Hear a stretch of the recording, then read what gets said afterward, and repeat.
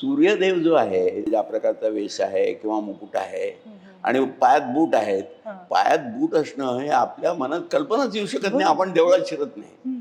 तर देव देव कसा घालतो अशी कल्पना आली असेल.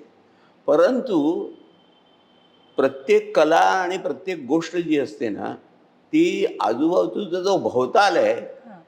त्याला अनुलक्षून निर्माण झालेली असते. हं. हा जो सूर्य किंवा ही जी सूर्याची उपासनेची कल्पना आहे, आपले देव जे आहेत ते 12 आदित्य आहेत.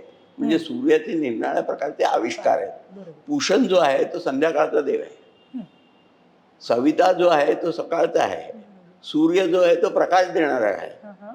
वरुण जो आहे तो साम्राज्य स्थापन करणारा आहे. मित्र जो आहे तो मैत्री करणारा आहे.